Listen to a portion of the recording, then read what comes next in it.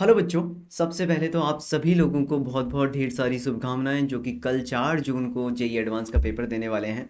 आप इतना तो समझ लो कि आप हिंदुस्तान के करीबन करीबन 9-10 लाख बच्चों ने जिन्होंने जेई मेंस दिया था उनमें से आप 2.25 लाख बच्चों में टॉप के टू टू 2.25 लाख बच्चों में आते हैं। क्लियर? तो एक तो ये ट्रस्ट रखें अपने आप पे कि आप कम से कम जेई मेन क्वालिफाई करके जेई एडवांस तक पहुंचे हैं। क्लियर? अब हम बात करते हैं कि देखो, क्योंकि कल आपका पेपर है और आपके पास सिर्फ आज का दिन है और आपको छोटी मोटी बातें सारी पता ही हैं जेईई एडवांस के बारे में कि 2 शिफ्ट में पेपर होने वाला है, shift 1 and shift 2। Clear? Shift के बीच में आपको टाइम भी मिलता है। क्लियर? अब उस टाइम का हमें को यूटिलाइज भी करना है। कहीं ऐसा ना हो उस टाइम में आपकी कुछ ऐसा काम कर दो जिससे कि आपका सेकंड पेपर खराब हो जाए। जेई एडवांस का जो पेपर है वो नो डाउट थोड़ा सा डिफिकल्ट तो आता ही है, थोड़ा सा क्या काफ़ी अच्छा आता है। लेकिन आप इस बात को भी नज़रअंदाज नहीं कर सकते कि उस पेपर के अंदर 30% क्वेश्चन इजी होते हैं जिन्हें आप सॉल्व कर सकते हो। उस पेपर के अंदर 20% क्वेश्चन मॉडरेट होते हैं जो कि जेई मेन से थोड़े से ऊपर के होते हैं, लेकिन मॉडरेट होते हैं। अगर आप थोड़ा सा दिमाग लगाओगे तो उन्हें भी सॉल्व कर लोगे। क्लियर? अब सबसे बड़ी प्रॉब्लम क्या है कि एक तो का जेई एडवांस जो एग्ज़ाम है वो उस लेवल पे मतलब जाके एग्जिस्ट करता है। वहाँ पे एक ऑरा बन चुका है इस तरीके का इसके चारों तरफ कि भाई जेई एडवांस से बहुत डिफिकल्ट आएगा, बहुत डिफिकल्ट आएगा।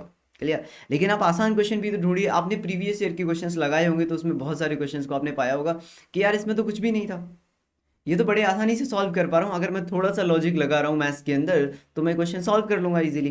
तो आप उस बेसिक फंडामेंटल को याद रखिएगा। जेई एडवांस में ना बेसिक्स फंडामेंटल्स बड़े काम आते हैं।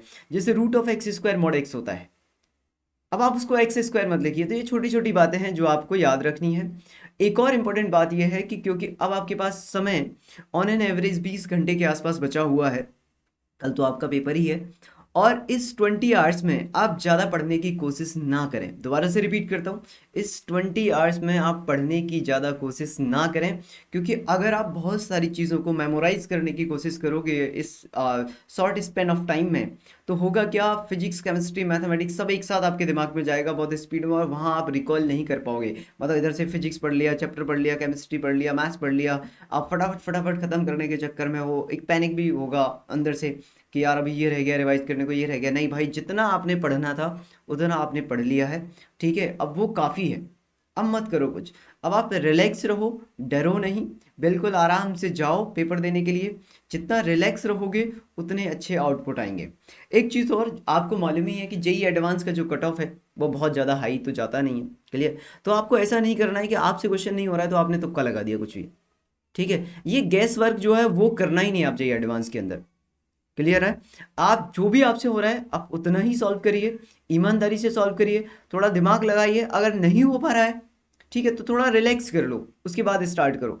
अगर आप जैसे मान लो आपने फिजिक्स का काम स्टार्ट किया है, अब आपने फिजिक्स स्टार्ट किया है और आपसे फिजिक्स के 4 क्वेश्चन नहीं हुए तो आप मैथ्स पे जंप कर जाओगे, फिर मैथ्स के 2 नहीं हुए आप केमिस्ट्री पे जंप कर जाओगे, बस वहीं खेल खत्म है। ऐसा नहीं करना है आपको। आप प्रॉपर तरीके से पेपर पढ़िए, आप सॉल्व करिए। जो आसान क्वेश्चन लगते हैं जो आपने पहले किए हैं, ऐसा हो ही नहीं सकता कि आप क्वेश्चन एक भी ना सॉल्व कर पाए। भाई अगर आपने पढ़ाई की है तो आप ट्राई करोगे तो क्वेश्चन तो सॉल्व कर ही लोगे। ठीक है? आप इंस्ट्रक्शन थोड़े ढंग से पढ़ लीजिएगा। इंस्ट्रक्शन जो होते हैं कि क्या इंस्ट्रक्शन दिया हुआ है ऊपर, ठीक है, उस हिसाब से क्या आंसर आएगा यहाँ पे मेरा, वो सारी चीज़ों का ध्यान रखिएगा। ठीक है? तो बस मेरा यही है कि आप पेपर को थोड़ा सा ईमानदारी से पढ़ें, मतलब एक बार इंस्ट्रक्शन ढंग से पढ़ें, क्वेश्चन पढ़ें और सॉल्व करने की कोशिश करें। पैनिक ना करें, बार बार सब्जेक्ट स्विच ना करें। फिजिक्स के बाद केमिस्ट्री, केमिस्ट्री के बाद मैथ्स, मैथ्स के बाद फिजिक्स, फिर इस तरीके से स्विच ना करें बार बार। अदरवाइज सब कुछ ब्लंडर हो जाएगा, कुछ भी नहीं कर पाएंगे अपन। समझ रहे हो बात को? तो ये वाली चीज़ है। अब मान लो आपका पेपर 1 है जो वो थोड़ा डिफिकल्ट आता है। पेपर 1 आपका थोड़ा सा डिफिकल्ट हो गया। अब पेपर 1 डिफिकल्ट होने के बाद आधे से ज़्यादा बच्चे तो यही सोचने लग जाएंगे, यार अब मेरा पता नहीं क्या होगा, मेरा तो पेपर ही खराब हो गया, दूसरा जाऊँ या नहीं। हो सकता है ना पेपर 2 आसान आने वाला हो सकता है पेपर 2 आपको आता हो, आपने ऐसे क्वेश्चन पहले कर रखे हैं जो आपको आते हो। तो उस बचे हुए टाइम में, ठीक है ना, बचे हुए टाइम में आपको क्या करना है, रेस्ट करना है। रेस्ट करना है आपको। पेपर के बारे में मत सोचने लग जाइएगा, ये मेरा गलत हो गया, ये मेरा गलत हो गया, पैनिक मत कर जाइएगा। आप रेस्ट करिएगा उस टाइम में। अगर घर आपका आपके आसपास है तो आप जाके थोड़ा सा रिलैक्स करिएगा, कुछ खाना वाना खाइएगा, ठीक है ना, फिर उसके बाद पेपर देने आना। क्लियर? उस टाइम का यूटिलाइज करना अपने माइंड को रिलैक्स करने के लिए। ठीक है। चीज़ें पढ़ने की कोशिश मत करिएगा, मतलब डिस्कस मत करिएगा। पता चला आपने किसी दोस्त को फ़ोन मिला दिया, उसने बोला भाई मेरा तो बहुत अच्छा हुआ है, आपका थोड़ा गलत हो गया था, मेरे तो इस क्वेश्चन का आंसर 5 आ रहा था, तेरा तो 2 आया। ठीक है, तो आपको डर बैठ जाएगा यार मेरा तो यही गलत हो गया, तो अगले पेपर में अच्छा परफॉर्म नहीं कर पाओगे। पहला जो हुआ वो हो गया, दूसरे पे आपको क्या है, अटैक करना है। ठीक है, और पहले पे भी अटैक करना है, इसका ये मतलब नहीं है कि पहले को छोड़ देंगे ऐसे, है ना। पहले को भी करना है, लेकिन पहले के बाद दूसरे के लिए क्या है, ये उसके बारे में बात कर रहा हूँ मैं। क्लियर। तो इन सब चीज़ों का ध्यान रखिए, बिल्कुल मत डरिएगा पेपर, क्योंकि जेई एडवांस के अंदर नंबर ऑफ क्वेश्चंस ज़्यादा अटेम्प्ट करने से नहीं होगा, क्वेश्चन सही करने हैं आपको। ठीक है, और जितने हो सकते हैं उतने करने हैं। Multiple correct answer type questions जो होते हैं, उसमें एक बार इंस्ट्रक्शन पढ़िएगा कि क्या इसमें पार्शियल मार्किंग है, न्यूमेरिकल रिस्पॉन्स टाइप है या इंटीजर टाइप क्वेश्चन है, ये पढ़िएगा। क्लियर। तो बस, और जो आपका फेवरेट सब्जेक्ट है जो आपको बहुत अच्छे से आता है उसको पहले सॉल्व करिएगा। ठीक है, हो सकता है उसके क्वेश्चन डिफिकल्ट हों, लेकिन डरना नहीं है अपने को। ठीक है, तो बस अगर आप, मैं इसको कंक्लूड करना चाहूँ तो मैं बस यही बोलूँगा कि आपको रिलैक्स रहना है, आज कुछ भी नहीं पढ़ना है, मेरा तो यही सजेशन रहेगा। आज कुछ भी ना पढ़ें आप, अगर आप थोड़ा बहुत पढ़ना चाहते हैं तो ठीक है, ओके, आप पढ़ लीजिए, दोपहर 2 बजे तक पढ़ लीजिए, 3 बजे तक पढ़ लीजिए, बहुत कम कम, लेकिन ठीक है ना। टेस्ट पेपर बिल्कुल मत दीजिएगा आज, टेस्ट पेपर अटेम्प्ट नहीं करिएगा। आप आराम से आपके जो भी नोट्स हैं, आपने जो भी शॉर्ट नोट्स बनाए उन्हें एक बार रिवाइज कर लेना अगर करना चाहो तो, और फिर उसके बाद रिलैक्स रहिएगा। रिलैक्स रहने का ये भी मतलब नहीं है पता चला आप पार्टी करने चले गए कहीं, नहीं नहीं नहीं नहीं, ये भी नहीं करना है।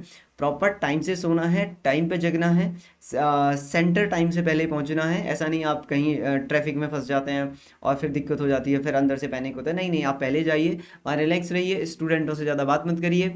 ठीक है, मतलब आपको भिन्न भिन्न तरह के बच्चे मिलेंगे वहाँ पे। क्लियर, जो कि कुछ बुक्स पढ़ रहे होंगे, कोई कुछ कर रहा होगा, कोई ये बोल रहा होगा भाई ये इंपॉर्टेंट है, नहीं नहीं, किसी की बात मत सुनिएगा।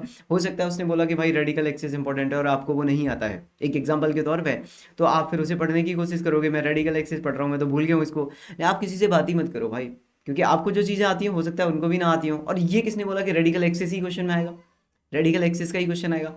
हो सकता है ना टेंजेंट का क्वेश्चन आ जाए, हो सकता है नॉर्मल का क्वेश्चन आ जाए, हो सकता है उस चैप्टर से ही क्वेश्चन ना आए, 18 ही तो क्वेश्चन है। तो ऐसी बहुत सारी चीज़ें हैं, बस इन सब चीज़ों का ध्यान रखना है। और बस मेरी ईश्वर से यही प्रार्थना है कि आपने जो मेहनत की है वो सफल हो, आप अच्छे तरीके से पास हो जाएं, आपको कोई अच्छा कॉलेज मिल जाए, फिर अपन अ, मुलाकात करें आपसे। ठीक है, तो बस यही है, मेरी ईश्वर से यही प्रार्थना रहेगी कि हे ईश्वर, आज इन बच्चों के साथ जो भी हो, मतलब कल इन बच्चों के साथ जो भी हो अच्छा हो, इन्होंने जितनी मेहनत की है वो सफल हो जाए। बस wish you all the very best. Bye bye, take care.